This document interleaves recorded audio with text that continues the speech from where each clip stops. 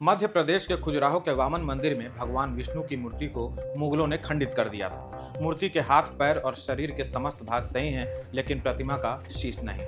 वह धड़ से अलग कर दिया गया था। मुगलों के बाद अंग्रेजों का समय आया और फिर कांग्रेस का, इसलिए इन मंदिरों और खंडित मूर्तियों की चिंता नहीं की गई। राकेश दलाल ने पूजा के मौलिक अधिकार का हवाला देते हुए सुप्रीम कोर्ट के समक्ष याचिका लगाई कि खंडित मूर्ति की मरम्मत हो या बदला जाए, ताकि यहाँ पूजा शुरू हो सके।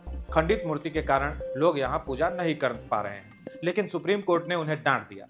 Chief justice B R. गवई ने कहा कि यह अपील पूरी तरह से प्रचार पाने के लिए है। आप भगवान विष्णु के बहुत बड़े भक्त हैं, तो अब आप जाइए और भगवान से ही प्रार्थना कीजिए कि वही कुछ करें। मित्रों, वह पूरा क्षेत्र एक पुरातात्विक स्थल है और इसकी देखरेख एएसआई के जिम्मे है। कोर्ट ने आगे कहा कि मूर्ति को बहाल करने का फैसला एएसआई को ही लेना होगा। अब यहाँ दो बातें हैं। पहली कि सीजेआई चाहते तो वे केवल इतना ही कहकर याचिका रद्द कर सकते थे कि आपको इसके लिए एएसआई के समक्ष प्रार्थना पत्र देना होगा। इसमें कोर्ट का कोई रोल नहीं है। परंतु उन्होंने भगवान विष्णु को लेकर टिप्पणी कर दी कि आप भगवान से ही प्रार्थना कीजिए कि वही कुछ करें।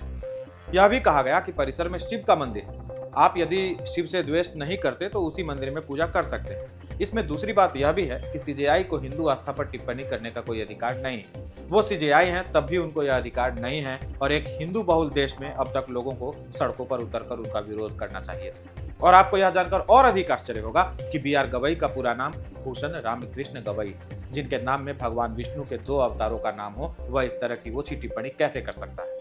माफी मांगने के स्थान पर सीजेआई कह रहे हैं कि सोशल मीडिया पर उनकी बात को बढ़ा चढ़ा कर प्रस्तुत किया जाता है, परंतु उन्हें ध्यान रहे कि लोग उनकी इस 2 लाइन की टिप्पणी को ही कोट कर रहे हैं, न इसमें कुछ बढ़ाया गया न घटाया गया। मित्रों, सच तो यह है कि हिंदू बहुल देश में हिंदुओं के आराध्यों को गाली देने वाला हिंदू घृणा से सना एक व्यक्ति इतने बड़े पद पर होना ही नहीं चाहिए, क्योंकि उनके द्वारा सुनाए गए फैसलों को संदेह की दृष्टि से देखा जाएगा। हमारे आराध्य का अपमान करने का अधिकार किसी को नहीं, इसलिए अपना आयरन हैंड अपने जेब में ही रखें। रही बात भगवान विष्णु से प्रार्थना करने की, तो हाँ, हिरण्यकश्यप के इसी तरह ललकारने पर जब भक्त प्रहलाद ने प्रार्थना की तो भगवान खंबा फाड़ कर प्रकट हो गए थे। सैकड़ों सालों की लड़ाई के बाद जब हिंदुओं ने अयोध्या में प्रार्थना की तो राम लला रातों रात जन्मभूमि स्थान पर प्रकट हो गए थे। और आप देखते रहिए खजुराहो के वामन मंदिर में भी भगवान विष्णु कैसे प्रकट होते हैं।